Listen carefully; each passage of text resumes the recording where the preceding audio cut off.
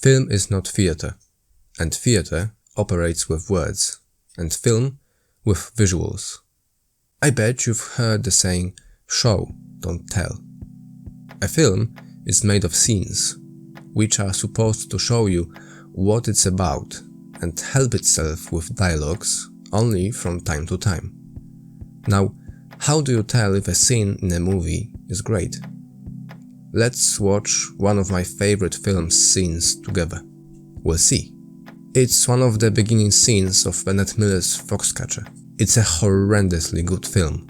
It will prove you that Channing Tatum and Steve Carell can act in dramas, and it will show you how to properly show, not tell.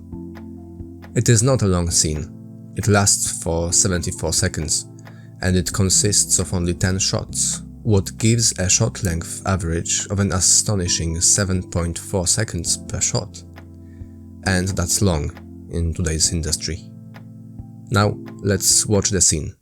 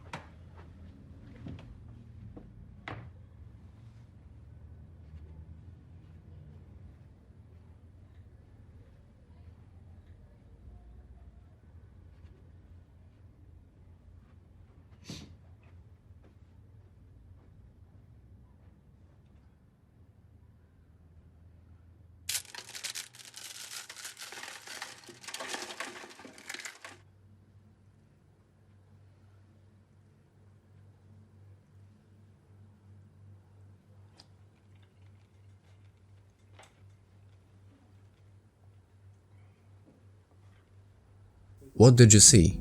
I'm gonna tell you what I saw. But before we start, I'm going to watch this scene 3 times and tell you what did I see during each of those times. Probably the only observable trait of really good films is that they give you more and more each time you watch them. Alright, the first viewing. Let's go. First shot. We can see where our main character lives. It's not a wealthy palace, that's for sure. The character has something in a bag he carries. He gets into his house because he has the keys. He opens the bag and takes out a framed picture. That must be the only important thing for him from that bag. The interior looks rather regular. Oh, that wasn't a photo, but a case for a gold medal. He is a sportsman. And the big one, I have to give it to him. It's an Olympic medal. He treats it with an almost holy care. Now we can see his collection of sport trophies. There's a lot of them, but the main accent of the shot is a picture of the character and another guy. Nevertheless, he must be important for our character, since the picture holds a special place in his house. And they're both Olympic medalists. A close-up of an instant soup noodles being crushed by the character. Now he eats it. It must be his dinner. He doesn't eat it from any form of a plate, but from a plastic container. Uses some hot sauce. He looks up to a picture on the wall.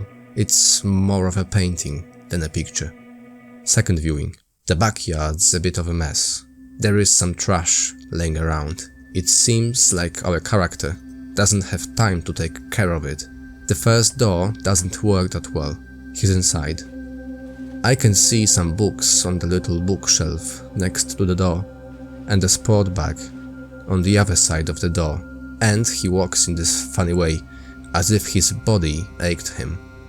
Now I think about how much he has to care about this medal, if he always makes sure it's on its honorary place. He even corrects the position of the medal inside of the case. We also get a glimpse at the rest of his room, a little TV in the background. It might help us identify the time period the film is set in. Also, more medals and trophies. Noodles. Why does he stop moving for a few moments? Is he secretly praying to anything he believes in? Third viewing. Now I'm going to cheat a bit and summarize really quickly what were the film's two previous scenes about. Our main character, Mark, has a meeting with some primary school kids. He talks to them about how he won his Olympic gold medal. Then he goes to the kind of a restaurant where you can get some food if you're poor. He eats his share in his cheap car. Back to the scene. This time, I see the light in the neighbor's house and the other neighbor's house. It looks rather poor. The sound that the stars make is hollow. Who lives downstairs? Also, I see the electric lines that nicely compose the stale feeling of the shot. Inside, in the background, I can see a microwave and a box of sports proteins, if that's how you call it, and another Olympic element to the scene in the bottom right corner. Mark has a USA logo on his tracksuit pants. He's a wrestler, as we can guess after the mini trophy in the background on the shelf. That's his brother, who also happens to train him, Noodles. Mark has a strangely swollen ears. Is it a wrestling thing? To the point, this is the moment of the scene that gets me the most. It's not on my top scenes list without a reason, right? Is this how a gold Olympic wrestling medalist is supposed to be living? Eating instant noodles from a plastic container, making it more tasty with a hot sauce. What gets me the real most, however, is the look of total humility and modesty on Mark's face. He doesn't complain about his life. He gets on with it. And the last shot of the scene. It's not just a painting. There aren't any accidental decisions in movies that good. This one is called Washington Crossing the Delaware and was painted by Emanuel Gottlieb Leutze in 1851. We don't have to know everything about it to understand why Bennett Miller, the director, put it in the scene. Let's compare the original painting with how it looks in the film. The bleak color grading makes it feel flat and unauthentic. A brave, charismatic American legend, a flag being torn by the wind, the rest of the nation in the misty background. It's not even the American dream, for it was born much later. It is the very beginning of the American myth, coming to a new land that is rightfully ours. But taking a look at our main character's, Mark's life, where has all of this gone? Is a worthy gold medal Olympic winning representative of the country supposed to live like that? With only 10 shots and 74 seconds, and without a word, Bennett Miller gives a shockingly straightforward answer to that question. For the victorious, triumphant, metaphorical, walking on water is true only on canvas, in the painting, on paper. The reality, and Foxcatcher as well, since it is based on a true story, is real because it doesn't lie and is confronted with American myth shattered.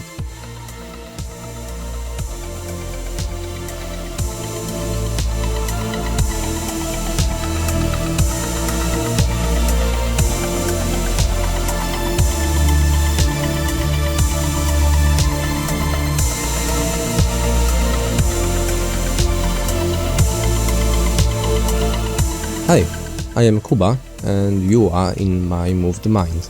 Bennett Miller's Foxcatcher was one of the most memorable cinematic experiences of my life, and oh my goodness, does it stick with you. Thank you all for your attendance. If you liked the video, please give me a thumb up and a subscription to this channel. And if you are in my moved mind for the first time, my friend, please feel free to look up my previous videos. Every new episode of A Move the Mind season comes out once for 2 weeks, and this season's finale is only 2 weeks away.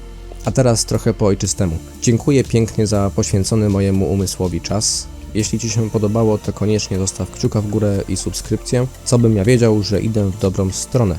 A jeśli to Twój pierwszy raz w poruszonym umyśle, gorąco zapraszam do poprzednich materiałów. Nowe odcinki podczas każdego sezonu wychodzą regularnie co 2 tygodnie, a nam został już tylko finał pierwszego sezonu.